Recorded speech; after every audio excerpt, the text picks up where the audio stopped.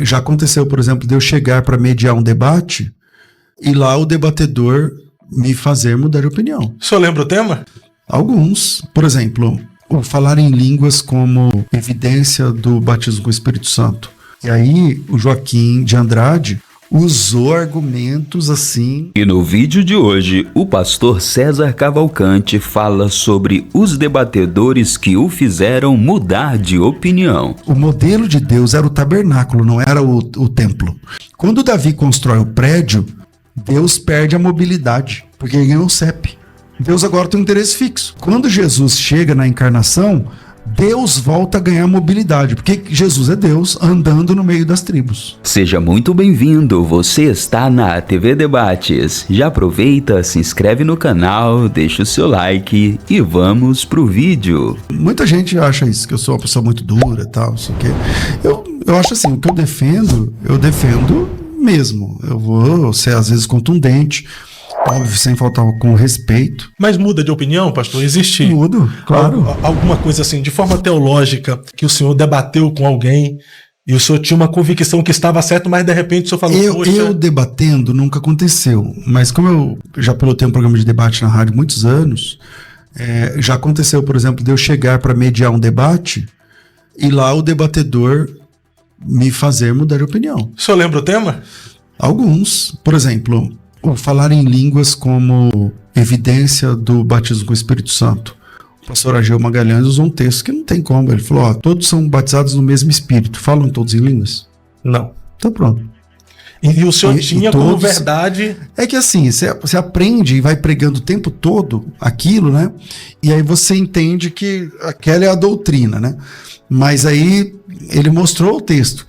Fomos todos batizados no mesmo Espírito. E passaram todos pelo mar, não sei o que, tal.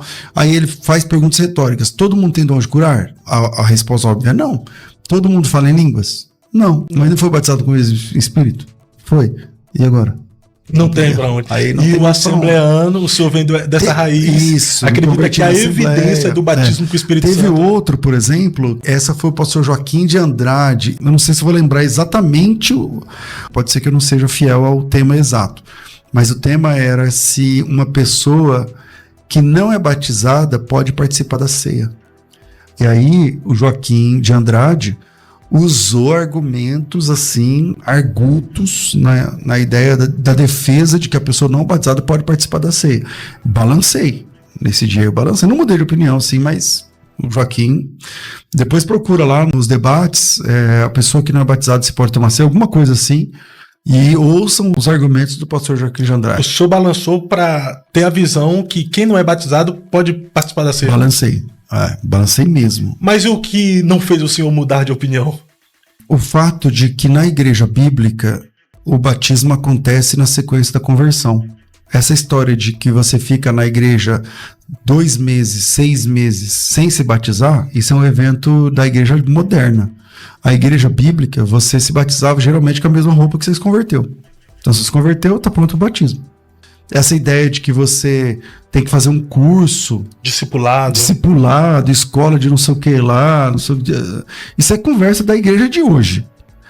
É bom fazer discipulado, sempre bom, a vida inteira fazer. Só que, como requisito, como pré-requisito para o batismo, isso não é uma doutrina bíblica. Isso não é uma doutrina bíblica. É só aquilo que crê... A pessoa que confessa que Jesus Cristo é o Salvador, sendo um pecador e está disposta a abandonar essa vida, ela está no ponto para ser batizada. Aí não tem que saber se é casado, se é solteiro, se tem nome sujo, se tem nome limpo, se fez o curso de não sei o que lá, de 13 semanas, não sei o que lá. Isso é conversa da igreja de hoje. Mas na Bíblia não tem. Aí a partir do momento que foi batizado, pode participar da ceia. E por que não antes? Porque antes ele não faz parte da igreja. O rito de iniciação da igreja é o batismo. Você é da igreja a partir do momento que você se batiza. Mas aí entra a ideia de que a igreja não é inclusiva, ela é exclusiva aos batizados. Vamos lá.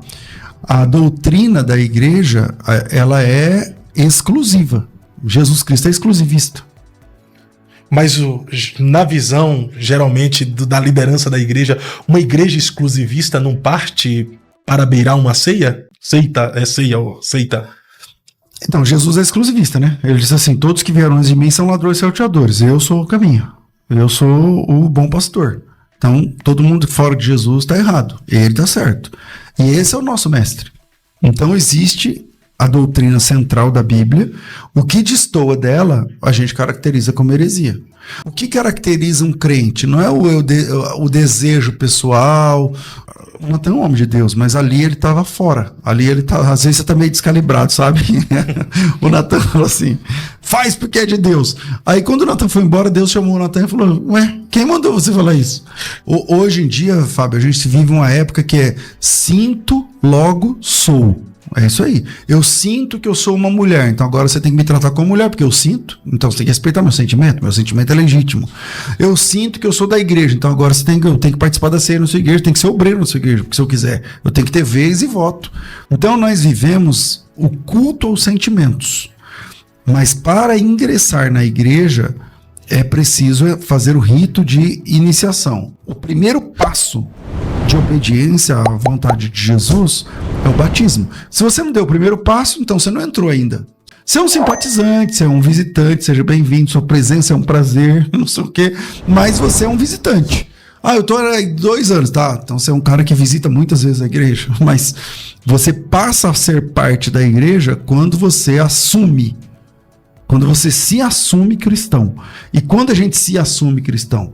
É quando você fala, põe meu nome aí, eu vou obedecer o que Jesus falou. Aí você é membro da igreja. Mas tem igrejas que dão ceia para pessoas não batizadas. Eu já vi até vídeos de pastores falando, traga aquele amigo que não é batizado, não é crente, não é nem cristão, não acredita na mesma fé que você, para o culto de ceia, para nós servirmos a ceia para ele. Essa igreja está errada com essa visão? Está errada. Claro que está errada, porque a ceia é para o corpo de Cristo. Né? O apóstolo Paulo, falando sobre a ceia, ele fala, porventura o cálice de bênção, porventura o cálice de bênção que abençoamos não é a comunhão do sangue de Cristo, e o pão que partimos não é a comunhão do corpo de Cristo, porque nós, embora muitos, somos unicamente um pão, um só corpo, porque todos participamos de um único pão. Nós nos tornamos um só corpo ao participar do pão. Essa pessoa, ela não é do corpo. Ela é um alheio, ela está lá, alguém chamou ele para participar, e bem-vindo, seja muito bem-vindo. Inclusive, você pode fazer parte do corpo. Como? Recebendo Jesus como Salvador, descendo as águas do batismo, obedecendo a primeira ordem de Jesus, para quem está querendo seguir a ele. Então, quem crê e for batizado, é salvo. Tem as cláusulas, e o ladrão na cruz? Regras têm exceções. Ou seja, são raríssimas. Então, se você está ouvindo esse programa agora, num leito de hospital, e esse é o seu leito de morte, você não vai sair daí vivo, tá bom, pode ser que você não precise se batizar, tudo bem. Mas 99,99999% das pessoas, elas usam a historinha do ladrão na cruz para dizer assim, o ladrão na cruz não se batizou e é salvo, então eu também não vou me batizar e vou ser salvo, e é o que é. Só que quando a pessoa pode e se nega ao batismo, ela está negando a ordem de Cristo. Então, como que ela pode ser de Cristo negando uma ordem do próprio Cristo? Entende? Então, por que a nossa igreja atual, ela destoou da igreja bíblica? Por exemplo, agora tem que fazer um curso, tem até certificado, formação, não sei o quê. Mas isso é conversa da igreja moderna. Na igreja bíblica, você é um pecador? Sou. Está arrependido? Tô. Crê que Jesus é o Salvador? Crê. Então você já pode ser batizado agora. Você já pode ser batizado agora e por qualquer crente. Exatamente. Antes disso, não. Antes disso, ele está lá, é bem-vindo e tal, volta amanhã, vem mais vezes, não sei o quê, mas ele é um ouvinte. Então, dentro desse pensamento, realmente a igreja é exclusiva e Jesus é exclusivista. Jesus é exclusivista, a igreja é exclusiva, só tem um só a salvação. Agora, o que define seita não é exatamente o exclusivismo, mas o exclusivismo denominacional.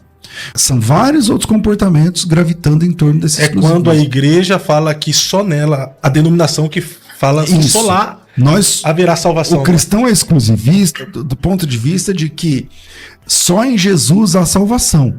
Só em Jesus há salvação. Agora, uma denominação dizendo que a salvação só existe naquele endereço, aí você está de brincadeira, né? Aí é seita. Deus não tem um CEP. Deus não é monopólio de denominação nenhuma, né? Não.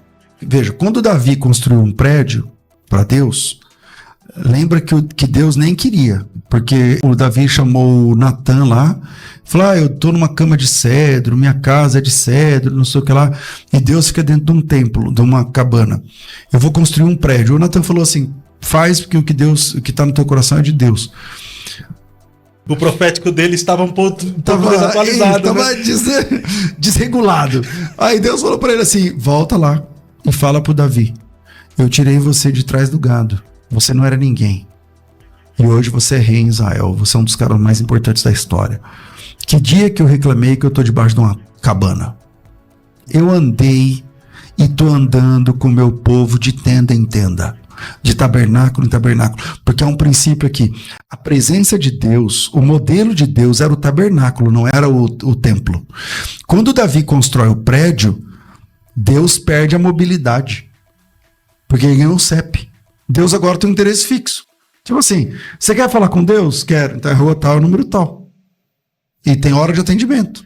Então, isso macula, por assim dizer, o princípio, a ideia do tipo e antítipo da teologia, de que Deus está no meio do povo, se movimenta no meio do povo. E ele fazia isso através do tabernáculo. Por isso que na encarnação de Cristo, de João capítulo 1, fala assim, em português fala assim, o verbo se fez carne e habitou entre nós, não sei o que, vimos a sua glória e tal. O texto grego diz assim, que o verbo se fez carne e tabernaculou entre nós.